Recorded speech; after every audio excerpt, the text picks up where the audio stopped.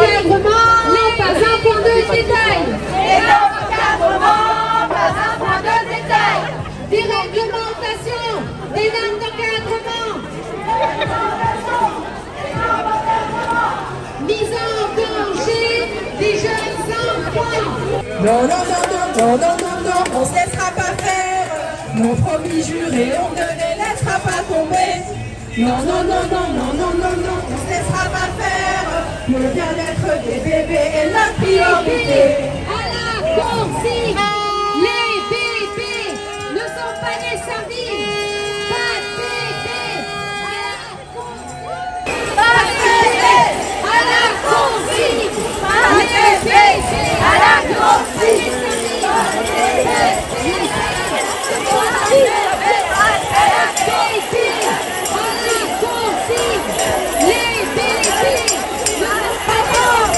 Plus de formation, de qualification pour la petite enfance. Plus de formation, de qualification pour la petite enfance. Plus de formation, de qualification pour la petite enfance. Plus de formation, de qualification. À la consigne, les bébés ne sont pas des sardines. Pas de bébés à la consigne. Merci à vous toutes et à vous tous d'être là aujourd'hui. On tient bon pour la qualité d'accueil des jeunes enfants et pour vos conditions de travail et de salaire. Je me présente, Delphine Depay de la Fédération CGT des services publics. Aujourd'hui, la majorité des professionnels des crèches travaillent encore dans le service public. Et c'est ce même service public-là qui est attaqué de toutes parts, et particulièrement pour vous, mesdames, parce que vous êtes majoritaires, je me le permets, sur vos salaires. Des salaires extrêmement bas, des conditions de travail dégradées, le refus de la prime Ségur alors que les travailleurs sociaux, vos homologues aussi, les auxiliaires de puériculture, des PMI bénéficient de cette prime, tandis que vous n'en avez pas. Des grilles sous-rémunérées, des qualifications que vous avez et qui ne sont pas reconnues. Aujourd'hui, je crois que c'est l'heure de dire ensemble « Stop ! Stop, entendez-nous !» Alors certes, la ministre nous a entendus. Est-ce que c'était la ministre ou est-ce que c'était la maman qui aussi a un enfant et qui est peut-être en crèche? Point d'interrogation. C'est une lueur d'espoir et en même temps aujourd'hui le gouvernement, on est tous d'accord, ne peut plus nier l'état de fait de dégradation de vos conditions de travail, de cette qualité d'accueil qui de jour en jour diminue. C'est indéniable entre la presse, entre les drames qui ont surgi depuis quelques mois. Le gouvernement ne peut être que face au fait qu'il partage notre constat. Mais aujourd'hui, il est temps d'agir. Et c'est pas nouveau, on les alerte. Vous étiez les premières à remanifester après les périodes Covid, confinement, déconfinement, vous étiez dans la rue, vous étiez là. Aujourd'hui, vous êtes encore là. Donc, pour la fonction publique territoriale, peut-être quelques avancées en termes de rémunération.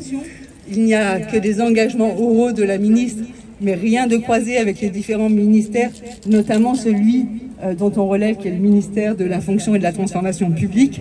Les avancées, ce serait enfin une réelle reconnaissance en catégorie A pour les EJE et une réelle reconnaissance en catégorie B pour les auxiliaires de puériculture. Actuellement, vous êtes en sous-catégorie. Mesdames, vous êtes les seules de la filière, de la fonction publique territoriale à bénéficier de ce sous-régime. Alors, pour l'égalité professionnelle, pour que vraiment il y ait un acte concret qui se traduise, ramenez-nous sur des grilles type de la filière administrative, ce qui, pour nous en tout cas financièrement, fait une réelle différence sur nos bulletins de paye à la fin du mois. Pour le CTI, la prime Ségur, elle a été catégorique, ça a soi-disant été tranché par les ministères. Alors là, il faudra être fort et nombreux. On a fait plier le ministère pour les travailleurs sociaux. On a eu été 7000 sur cette place pour réclamer le CTI pour les travailleurs sociaux. Et on l'a gagné, public, privé et associatif. Alors c'est possible. Bonjour à toutes et tous. Alors un énorme bravo parce que aujourd'hui vous prenez en étau le ministre de la Santé qui est un peu en panique. Je ne sais pas si vous avez remarqué, il y a beaucoup de cars de CRS devant le ministère. Tout simplement parce que converge aujourd'hui la mobilisation de la petite enfance, les directeurs d'hôpitaux qui sont en grève aujourd'hui, 30% de grévistes chez les directeurs d'hôpitaux et les directeurs d'EHPAD ou d'établissements de prise en charge de personnes handicapées, c'est inédit. Et puis,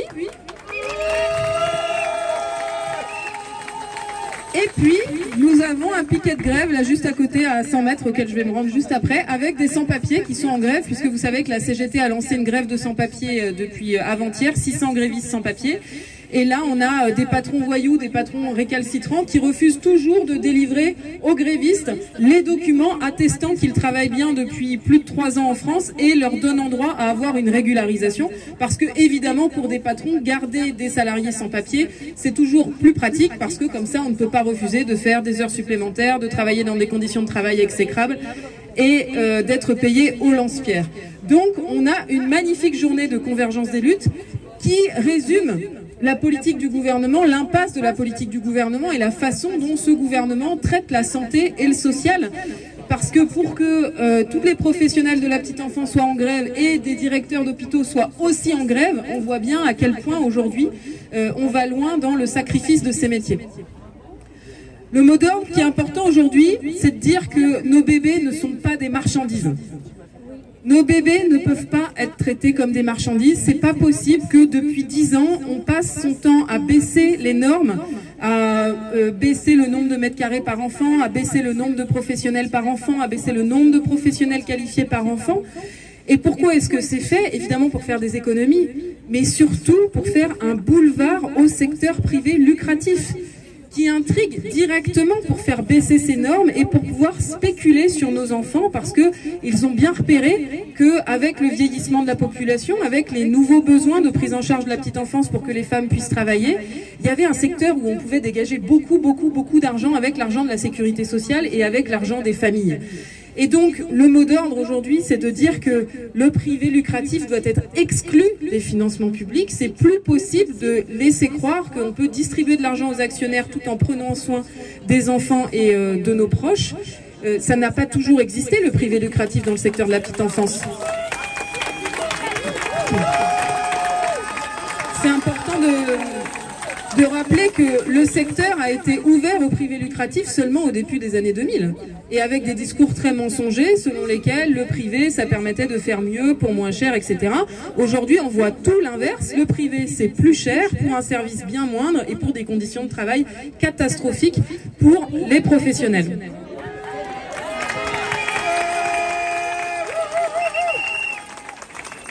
Le deuxième point important, c'est que ça n'est plus possible que nos enfants soient traités moins bien que des animaux. Pourquoi est-ce que nos enfants sont traités aujourd'hui moins bien que des animaux? Parce que je pense qu'il ne viendrait à l'idée de personne de dire que on peut demander à quelqu'un d'être gardien de zoo sans avoir une qualification, une formation pour savoir comment nourrir des lions ou comment nourrir des otaries. Pourtant, donc ça, évidemment que pour toutes celles et surtout ceux qui sont gardiens de zoo, qui travaillent dans des zoos, qui s'occupent d'animaux, il y a des qualifications, des formations et des salaires à la hauteur. Et par contre, pour nos enfants, on considère qu'il n'y a pas besoin de qualification, qu'il n'y a pas besoin de formation et que tout simplement, quand on est une femme, naturellement, on sait s'occuper des bébés.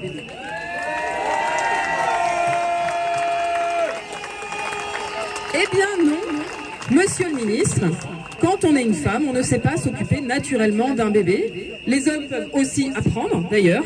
Et donc, savoir s'occuper d'un bébé, savoir prendre soin d'un bébé, ça s'apprend, c'est une qualification et ça se paye. Eh bien, oui, monsieur le ministre, quand on s'occupe d'un bébé, de plein de bébés, de beaucoup trop de bébés d'ailleurs, c'est de la pénibilité parce que des enfants qui hurlent, c'est pas juste des petits gazouillis d'enfants, c'est souvent le même niveau qu'un marteau-piqueur. Des enfants apportés, c'est le même niveau que plein de sacs de ciment et pourtant, il n'y a aucune reconnaissance de cette pénibilité au prétexte que quand on est femme, c'est naturel. Et d'ailleurs, quand on est femme, on ne peut pas faire de métier pénible puisqu'on n'est pas capable d'affronter de la pénibilité, on est trop fragile, nous, pauvres femmes. Et donc, à ce prétexte-là, il n'y a aucune prise en compte ni de nos qualifications, de nos formations et de la pénibilité de nos métiers.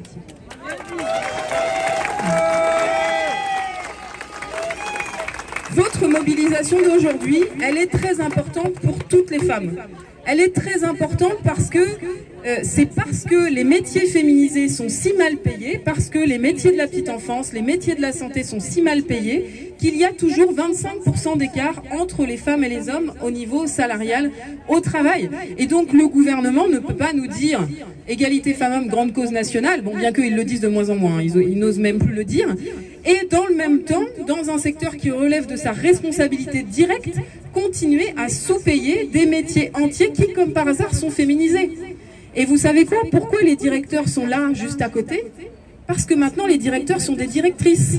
Parce que les fonctions de direction dans les hôpitaux, dans les EHPAD, se sont féminisées, et c'est la raison pour laquelle elles ne sont pas reconnues au même niveau que les hauts fonctionnaires dans la fonction publique d'État, parce que maintenant c'est féminisé. Donc encore un point commun de la mobilisation d'aujourd'hui, c'est la santé, le social, mais aussi la dévalorisation des métiers féminisés. Et puis l'autre raison pour laquelle votre mobilisation elle est importante pour toutes les femmes, c'est parce que avoir un service public de prise en charge de la petite enfance, c'est fondamental pour l'émancipation des femmes. On n'en peut plus d'être enfermé à la maison, à devoir prendre en charge nos enfants parce qu'il n'y a pas de service public de prise en charge de la petite enfance. Et les chiffres, il faut les rappeler. Il y a plus de 40% des enfants qui n'ont pas de prise en charge et pas de mode de garde. Et on fait comme si de rien n'était, comme si tout allait bien. Il se passe quoi pour les 40% de femmes qui n'ont pas de mode de garde? C'est la galère, ça veut dire qu'elles ne peuvent pas travailler, ça veut dire qu'elles sont obligées de galérer à confier leurs enfants à des amis, des collègues, de la famille, etc., etc. Et puis même pour celles qui ont des modes de garde, c'est aussi la galère d'ailleurs parce qu'on a des modes de garde qui coûtent de plus en plus cher. Donc c'est pas possible de nous dire à nous les femmes, oui il faut que vous travaillez et débrouillez-vous, faites valoir vos qualifications, faites-vous reconnaître, défendez-vous, blablabla. Soyez vous aussi concurrentiels que les hommes, parce qu'on nous dit plein de choses hein, quand même. Et puis dans le même temps, qu'il n'y ait aucun service public pour prendre en charge nos enfants et les personnes âgées dépendantes. Il faut arrêter de se moquer du monde pour garantir l'émancipation des femmes et l'égalité femmes-hommes au travail. Il faut socialiser les tâches domestiques et donc créer de grands services publics pour prendre en charge nos enfants, les personnes handicapées, les personnes âgées dépendantes, de façon à ce que nous puissions travailler. Et je sais que vous êtes majoritairement des femmes dans le secteur de la petite enfance et donc vous êtes doublement pénalisés. Vous êtes pénalisés par des salaires faibles et vous êtes aussi pénalisés par l'absence de prise en charge pour vos enfants avec une galère énorme sur les horaires puisque vous avez des amplitudes horaires énormes, la prise en charge de vos enfants en cas de, par exemple, dès qu'il y a une maladie, c'est la catastrophe et la galère, etc., etc. Donc ça n'est plus possible que cette hypocrisie continue. Félicitations pour votre lutte et votre grève. On voit que les lignes commencent à bouger parce qu'il faut que vous ayez conscience de votre force. Soyez fiers de votre boulot et vous savez que tout le monde compte sur vous et que vous êtes hyper populaire. Tout le monde sait que la société ne peut pas tourner sans vous. C'est ça qui fait votre force et c'est pour ça, je pense, que la ministre hier, elle a un peu mis de l'eau dans son vin et qu'elle a commencé à bouger un peu sur le taux d'encadrement. C'est parce que dans l'opinion, ils ne peuvent pas assumer de sacrifier le secteur de la petite enfance, de le laisser aux requins du privé lucratif et de ne pas investir dans vos métiers. C'est votre force et c'est ce qui va vous permettre de gagner sur vos revendications. Bravo et puis à très bientôt.